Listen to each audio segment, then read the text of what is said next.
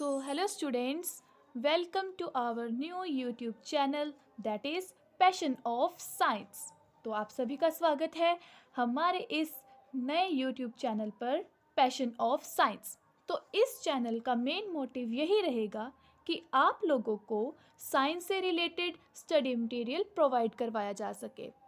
तो हम आज का ये लेक्चर स्टार्ट करेंगे क्लास 9th के फिज़िक्स के साथ।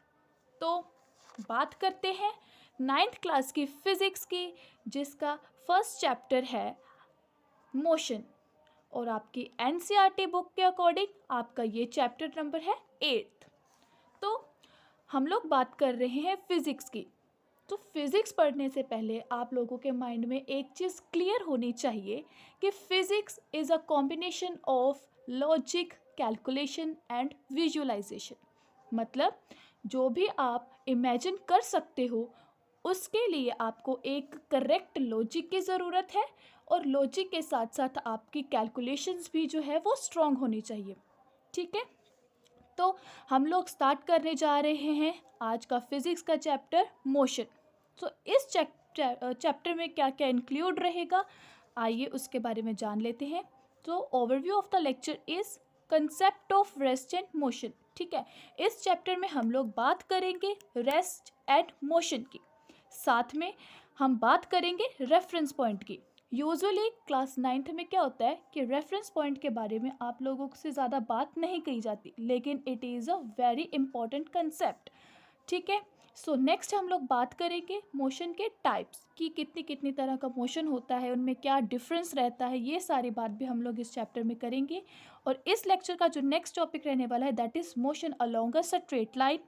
उसके बाद हम लोग बात करेंगे स्केलर एंड वेक्टर क्वांटिटीज़ के बारे में। नेक्स्ट हम लोग बात करेंगे डिस्टेंस एंड डिस्प्लेसमेंट की। ठीक है, तो आप लोग ये जान लीजिए कि हम लोग जो है वो क्लास 9th की फ़िज़िक्स के साथ डील कर रहे हैं। इसका मतलब है कि हम लोग डायरेक्टली डील कर रहे हैं विद क्लास 11।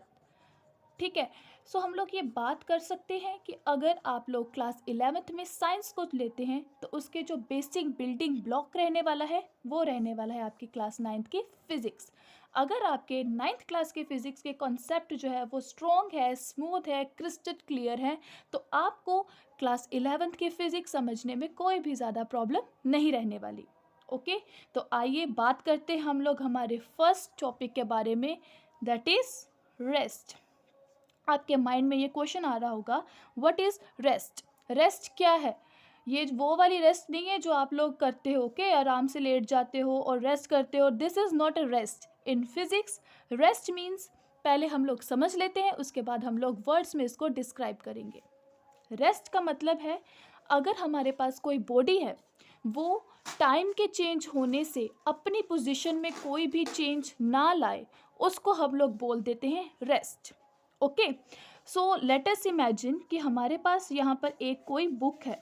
ओके, बुक है, सुबह को ये बुक यहीं पड़ी थी, शाम हुई, शाम को भी ये बुक यहीं पड़ी थी, रात हुई, रात को भी बुक यहीं पर थी। तो हम लोग क्या बोल सकते हैं, टाइम तो चेंज हो रहा है। टाइम कैसे चेंज हो रहा है? टाइम पहले थी मॉर्निंग, ठीक है, मॉर्निंग से हो गई आफ्टरनून, आफ्टरनून से हो गई आप लोगों की इवनिंग, और इवनिंग से हो गई आप लोगों की नाइट। मतलब टाइम तो चेंज हुआ, लेकिन आप लोगों ने बुक को वहीं का वहीं पड़े रहने दिया। ठीक है, ऐसा नहीं करना, बुक्स उठानी है और पढ़ना स्टार्ट करना है। ठीक है, बुक को हम लोग एक जगह पर नहीं रहने दे सकते, बिकॉज एग्ज़ाम्स जो है वो बहुत पास आ रहे हैं। ठीक, तो इसका क्या मतलब है, ये बुक है, ये अभी भी यहीं की यहीं पड़ी है, तो क्या हम लोग बोल सकते हैं कि ये बुक जो है वो रेस्ट पे है? यस, बिल्कुल, हम लोग बोल सकते हैं कि बुक ने अपनी पोजीशन चेंज नहीं करी। ठीक है, हमने यहाँ से उठाकर बुक को अपने हाथ में नहीं पकड़ा, तो इसका मतलब है ये बुक जो है वो रेस्ट पर है।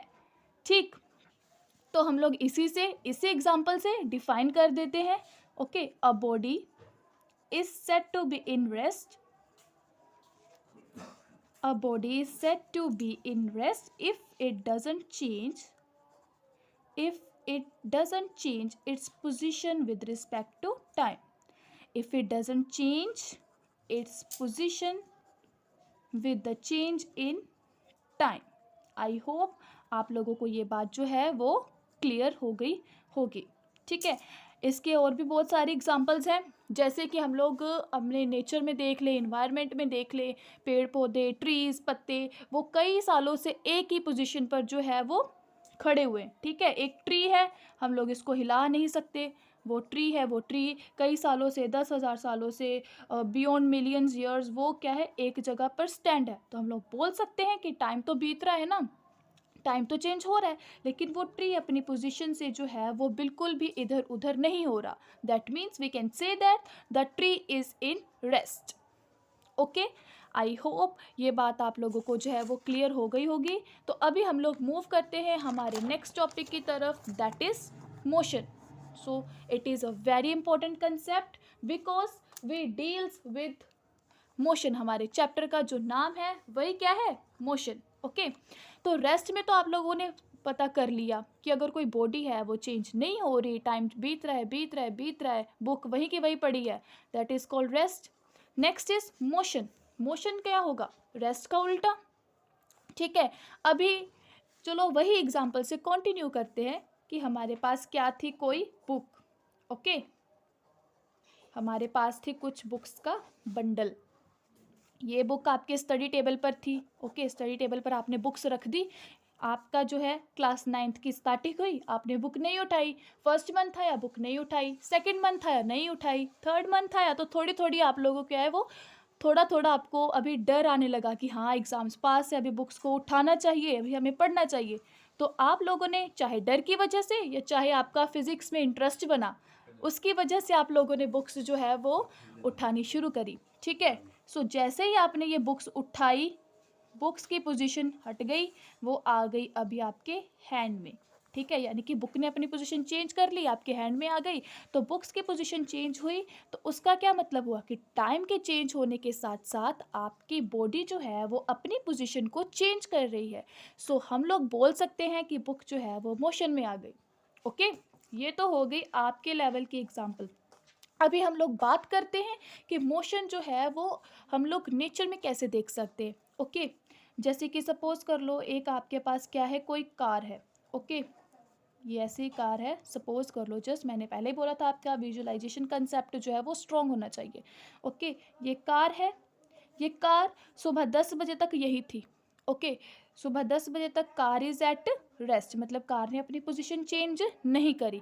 जब 12 बजे तो आप लोगों को याद आया कि हाँ यार ये काम था इम्पोर्टेंट, अभी मुझे ये काम जो है वो करना पड़ेगा। ठीक है, तो आपने क्या किया, कार में बैठे, चाबी उठाई, कार स्टार्ट करी और चल दी अपनी डेस्टिनेशन की तरफ। ठीक है, तो 12 बजे आप कार में बैठे, 1 बजे मान लो कि आपकी कार आपके टाउन से होकर हुए दूसरे टाउन में चली गई। तो डैट इज़ क्या मैं बताना क्या चाह रही हूँ कि ये कार ने अपनी पोजीशन जो है वो चेंज कर ली। ठीक है, पहले ये टाउन ए में थी, अब ये टाउन बी में पहुँच गई, टाइम बज गए 1 PM। ओके, तो क्या हुआ, क्या हुआ ये कि इस कार की जो पोजीशन थी, उस कार की पोजीशन 10 बजे थी टाउन ए और 1 बजे हो गई टाउन बी। क्या मतलब है कि कार ने अपनी पोजीशन चेंज कर ली with the change in time.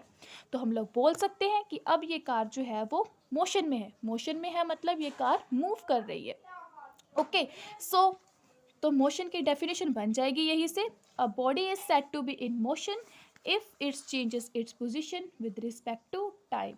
Okay, a body is said to be in motion if it changes its position with respect to time. Okay, if it changes its position with respect to time, with respect to time.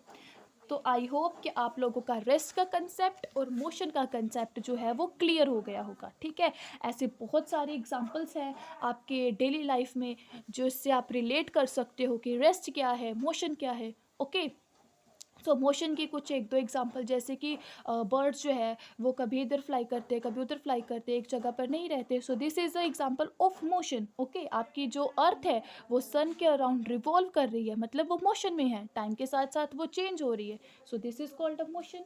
और rest क्या हो जाएगा, rest की मैंने आपको बहुत अच्छी example बताई कि आप अपनी बुक्स को नहीं उठाते, एक जगह पर पड़े रहने देते हो। ओके, ट्रीज़ जो है वो एक जगह पर पड़े हुए हैं, so that is rest. Okay, next हम लोग बात करते हैं कि मोशन जो है वो कितने टाइप्स के होते हैं। ठीक है, तो बेसिकली हम लोग इस क्लास में तो 1D मोशन की ही बात करेंगे, लेकिन आप लोगों को ये बेसिक नॉलेज होनी चाहिए कि मोशंस एक्चुअल पे कितने तरह के होते हैं। ओके, सो फर्स्ट चीज हम लोग बात करें है circular motion. Okay, first type of motion is your circular motion. Circular motion कैसे, जैसे सपोज कर लो कि ये कोई कार है। ओके, कार जो है वो round round round round round path में ही क्या कर रही है, ट्रैवल कर रही है। ओके, कार जो है वो राउंड पाथ में ट्रैवल कर रही है, एक ही जगह पर वो घूमी जाएगी, सो that is called a circular motion. ठीक है, this is the example of circular motion. When ever your body remains in circular motion. Okay, so next type of your motion is linear motion. Basically हम लोग जो है वो focus करेंगे हमारे इसी पोर्शन पर, that is linear motion. Okay, linear motion में क्या होता है, लीनियर मतलब एक लाइन में। ठीक है, जब आपकी बॉडी एक ही लाइन में सीधी ट्रैवल करे, मतलब ये कोई रोड है। ओके, और रोड पर कोई व्हीकल जो है वो मूव कर रहा है, एकदम सीधी रोड है और व्हीकल भी कोई सीधा जा रहा है, so that is called your linear motion. ठीक, third one is your vibrational या फिर ओसिलेटरी मोशनल। ओके, वाइब्रेशनल या फिर ओसिलेशन। ओके, वाइब्रेशनल मोशन या फिर ओसिलेशन मोशन। इसमें क्या होगा कि आपकी कोई बॉडी जो है वो टू एंड फ्रो मूव करे, मतलब ए पॉइंट से स्टार्ट होकर गई बी में कुछ ऐसे, और बी से स्टार्ट होकर फिर वापस आ गई ए में। जैसे आप लोगों ने देखा होगा अपने क्लॉक्स में पेंडुलम। ओके, ऐसे करके आपकी कुछ क्लॉक होती थी, यहाँ पर पेंडुलम था, पेंडुलम यहाँ से पहले इस तरफ जाता है। ओके, कुछ पॉइंट यानी कि सी नाम ले लो, फिर इधर से ऐसे आता है, फिर यहाँ से ऐसे आता है, और ये ऐसे ऐसे ऐसे ऐसे जो है वो स्विंग की तरह एक काम करता है, जिसको आप लोग बोलते हो वाइब्रेशनल मोशन। आई होप आप लोगों को ये बात जो है वो क्लियर हो गई होगी। How many types of motion are there. Okay, first one is your circular motion, second is your linear motion, and third is your vibrational motion. ठीक, लेकिन इस चैप्टर में हम लोग जो है वो बेसिकली वन डायमेंशन मोशन की बात करेंगे। One dimension motion is your linear motion. समझ में आया?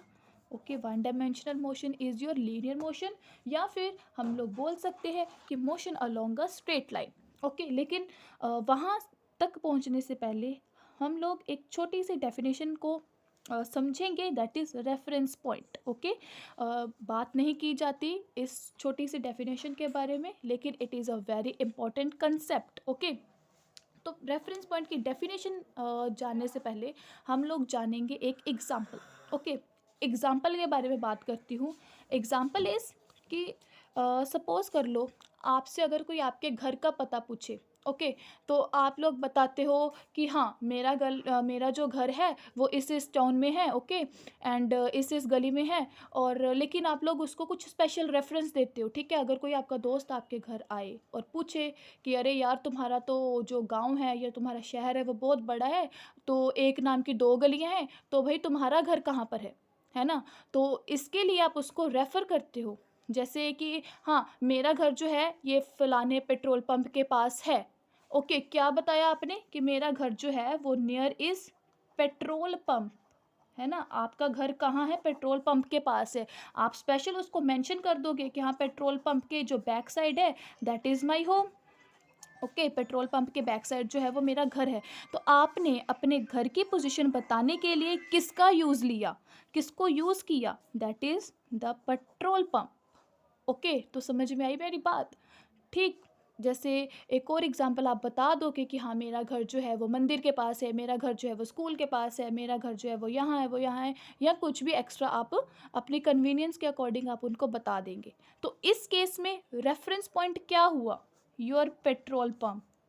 समझ में आई बात? कोई ऐसी जगह जो दूसरी जगह को डिस्क्राइब करने के लिए यूज़ हो, this is called reference point. Okay, so I hope आप लोगों को रेफरेंस पॉइंट क्या है ये अच्छे से क्लियर हो गया होगा। तो आइए अब इसकी डेफिनेशन जान लेते हैं। A point which is use to describe और to find out the location of something is called your reference point. कोई भी ऐसा पॉइंट जो किसी भी चीज़ की लोकेशन को बताने के लिए यूज़ करा जा सके, this is called your reference point. ठीक, तो अब हम लोग अपना मेन टॉपिक स्टार्ट करने वाले हैं, that is motion along a straight line। Motion along a straight line.